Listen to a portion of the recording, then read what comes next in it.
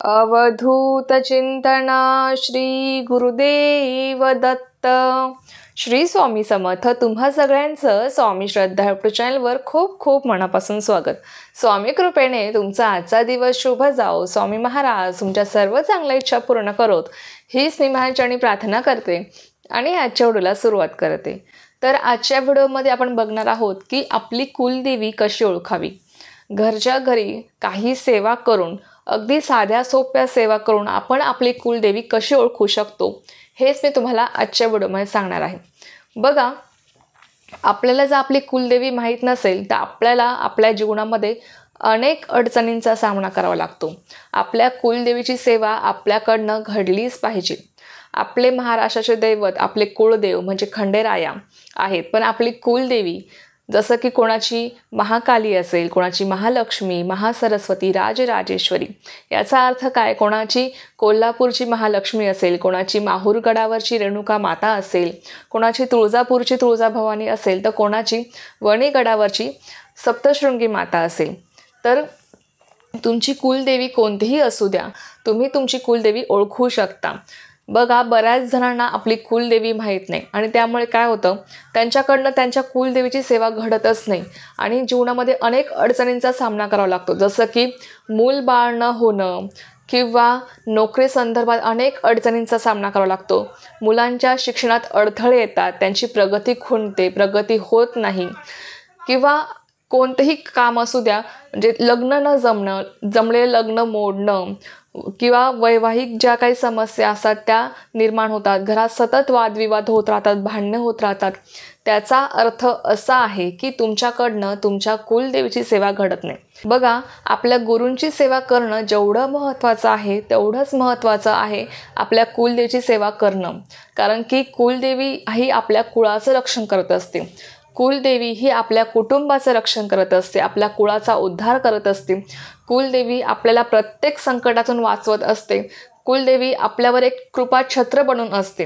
म्हणून कुलदेवीची सेवा करणं हे आपल्याकडनं खूप महत्त्वाचं असतं. आपल्याकडनं ती घडलीच पाहिजे. वर्षातून एकदा कुलदेवीला जाणं झालंच पाहिजे दर्शनाला. ठीक आहे, एखाद्या वर्षी नाही झालं, पण प्रयत्न करावा की वर्षातून एकदा तरी आपल्याला आपल्या कुलदेवीच्या दर्शनाला जायचं आहे, तिची ओटी भरायची आहे. बघा, तुम्ही एवढी जरी एक गोष्ट केली वर्षातून एकदा, तरी तुमच्या अनेक अडचणी या दूर होतील, तुमचे अनेक कामे मार्गी लागतील. तुम्हाला ज्या काही तुमच्या समस्या असतील, संतती न होणं, लग्न न जमणं किंवा कोणताही असू द्या, नवरा बायकोमध्ये वाद असतील, घरामध्ये काही वाद असतील, भांडणे असतील, तर ते सगळे याने दूर होतात. आता बघा, कुलदेवी कशी ओळखावी. सगळ्यात आधी बघा, तुम्ही तुमचं जे काही मूळ गाव आहे तिथे तुम्ही जाऊन बघा. तुमची जी काही भावबंदकी आहे तिथे तुम्ही विचारपूस करून बघा की ते कोणत्या देवीची सेवा करतात, किंवा त्यांना विचारा की आपली कुलदेवी कोणती आहे. त्यांच्याकडनं जर तुम्हाला माहीत पडलं तर अतिशय उत्तम. नाही माहीत पडलं तर तुम्ही पुढच्या या ज्या काही सेवा मी तुम्हाला सांगणार आहे त्या तुम्ही करू शकता. बघा, बरेच जण असे आहे की आपल्या ज्या गावातली देवी आहे तिलाच आपली कुलदेवी मानतात, पण ती गावातली देवी ही ग्रामदेवता असते, ती कुलदेवी नसते. म्हणून ग्रामदेवता, बघा, आपल्या कुलदेवीची सेवा न करता आपण जेव्हा दुसऱ्या देवीची सेवा करतो तेव्हा आपल्या आईची सेवा न करता आपण मावशीची, आत्याची सेवा करत असतो आणि आपल्या आईची सेवा आपल्याकडनं घडत नाही आणि आपल्याला अनेक अडचणींचा सामना करावा लागतो. बघा, जसं मुलाला आईची गरज असते ना, तसं आईला सुद्धा मुलाची गरज असते. आईला सुद्धा वाटतं की मुलाने माझी सेवा करावी. तसंच आपल्या कुलदेवीला सुद्धा आपली गरज आहे. कुलदेवीला सुद्धा वाटतं की माझ्या मुलाने माझी आठवण काढावी, माझी सेवा करावी. आणि खरंच तुम्हाला सांगते, तुम्ही जेव्हा कुलदेवीची सेवा मनापासून करता, आपल्या गुरूंसोबत कुलदेवीची सेवा जेव्हा तुम्ही मनापासून करता ना, तुमचे अनेक प्रश्नही आपोआपच सुटत असतात. बघा, तुम्हाला कुलदेवी ओळखण्यासाठी काय करायचं आहे. जर तुम्हाला तुमच्या मूळ गावावर जाऊन माहीत पडलं नाही की तुमची कुलदेवी कोणती आहे, तुम्हाला संभ्रम असला मनामध्ये की नाही मला कळतच नाही की माझी कुलदेवी नेमकी कोणती आहे, तर तुम्ही या सेवा करू शकता. त्यातली पहिली सेवा आहे ती म्हणजे 21 दिवसांसाठी तुम्हाला ही सेवा करायची आहे. काय करायचं, एक नारळ घ्यायचा, नारळ सोलून घ्यायचा. त्या नारळ आणि आपल्या देवघरासमोर जाऊन बसायचं. आपल्या देवघरामध्ये तुमच्याकडे स्वामींची मूर्ती किंवा फोटो असणारच आहे. आपल्या देवघरात जाऊन बसायचं, महाराजांपुढे नारळ घ्यायचा, नारळावर एक कापराची वडी ठेवायची आणि ती कापराची वडी, शेंडा हा देवांकडे आला पाहिजे याची काळजी घ्यायची. ती कापराची वडी नारळावर ठेवायची आणि तो कापूर पेटवून द्यायचा. तो कापूर जोपर्यंत जळत आहे तोपर्यंत तुम्हाला महाराजांना प्रार्थना करायची आहे. मनोमन महाराजांना प्रार्थना करायची की महाराज, मी माझ्या कुलदेवीचा शोध घेत आहे. मला माझी कुलदेवी कोणती आहे हे कळू द्या. माझ्याकडनं माझ्या कुलदेवीची सेवा घडू द्या आणि मला माहीत पडू द्या की माझी कुलदेवी नेमकी कोणती आहे. तुम्हाला महाराजांना मनोमन अशी मनापासून प्रार्थना करायची आहे. आणि तो संपूर्ण कापूर जळेपर्यंत तुम्हाला ओम ऐं ह्रीं क्लीं चामुंडाय विच्चे या जो 99 मंत्राचा जप तुम्हाला करायचा आहे. ओम ऐं ह्रीं क्लीं चामुंडाय विच्चे. किंवा तुम्ही श्री स्वामी समर्थ जरी हा जप जरी केला या मंत्राचा तरी चालणार आहे. पण मनापासून ही सेवा करायची. तुम्हाला संपूर्ण 21 दिवस ही सेवा करायची आहे. बघा, नारळ रोज बदलायची गरज नाही. त्याच नारळावर तुम्हाला सेवा करायची आहे. जर कधी त्या नारळ तडा गेला किंवा ते नारळ खराब झालं तर त्या 21 दिवसामध्ये तुम्ही ते नारळ विसर्जन करून द्या. परत तुम्ही दुसरं नारळ घेऊन या. तुम्हाला असे 21 दिवसामध्ये 2, 3, 4, 5 जरी नारळ बदलावे लागले तरी बदला, काहीच हरकत नाही. तडा गेला म्हणजे काही घाबरायची गरज नाही. काहीच होत नाही. फक्त तुम्हाला तुमची सेवा ही कंटिन्यू करायची आहे. तर तुम्हाला रोज 21 दिवस ही सेवा करायची आहे. जर महिलांना मासिक धर्म आला मध्ये तर तुम्हाला ते 5 दिवस स्किप करायचे आहे. पुन्हा तुम्हाला ही सेवा कंटिन्यू करायची आहे. लक्षात घ्या. तर अशापर्यंत तुम्हाला 21 दिवस ही सेवा करायची आहे. आणि मी तुम्हाला 100% गॅरंटी देऊन सांगते की 21 दिवसांमध्ये तुम्हाला तुमची कुलदेवी माहीत पडेल. कोण ना कोणी तुम्हाला फोन करून सांगेल की आपली कुलदेवी ही आहे. किंवा कोण ना कोणी तुम्हाला फोन करून असंही म्हणेल की मी आज तुळजापूरला चालली आहे. त्यामुळे तुम्हाला समजून जायचं की तुमची कुलदेवी ही तुळजाभवानी आहे. कोणी ना कोणी तुम्हाला प्रसाद आणून दिला आणि म्हणेल की हा कोल्हापूरच्या महालक्ष्मीचा प्रसाद आहे, हा रेणुका मातेचा प्रसाद आहे, हा तुळजाभवानीचा प्रसाद आहे. म्हणजे तुम्हाला कोणत्या ना कोणत्या मार्फत तुम्हाला कळेल की तुमची कुलदेवी नेमकी कोणती आहे.